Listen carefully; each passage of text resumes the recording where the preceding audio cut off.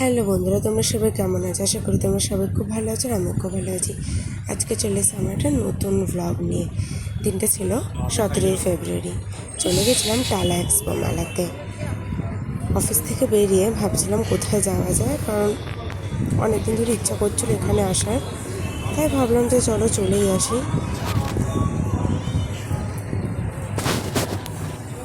সারাদিন অফিস করে এখন চলে এসেছি টালা এক্সপো মেলাতে।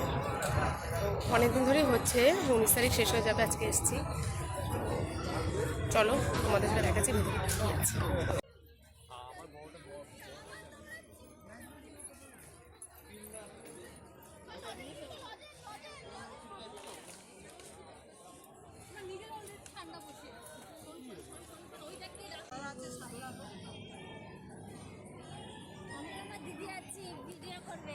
মেলায় এসে নাগরদোলনা দেখতে পেয়ে যথারীতি আমি আর বলতে ভীষণ খুশি।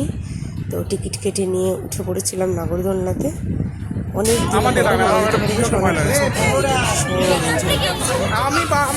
নাগরদোলনা কমপ্লিট, এবার ময়ূরে উঠবো, দেখি কে কে ওঠে। আর আমি আর বোন তো উঠছি, চলো এবার দেখা যাক। রাজ ওরে বাবা সাংঘাতিক বিপু উঠলো না, কোনো মতে উঠলো না। আমি আর বোন উঠলাম, ভীষণ এটা করছে। ওপর থেকে তো ভিডিও করতে পারবো না, কিন্তু দারুণ লেগেছে, দারুণ। চলো একটু উঠি, তারপর আবার দেখাচ্ছে।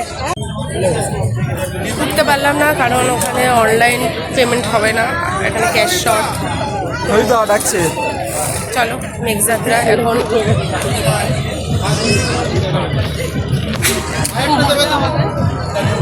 এটাকে মনটা একটু শান্তি দেবো।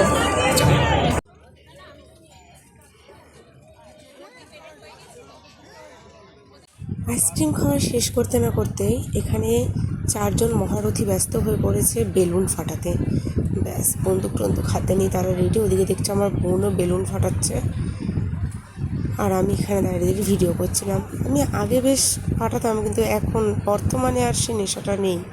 তারপরে চলে গেছিলাম পাওভাজি খেতে।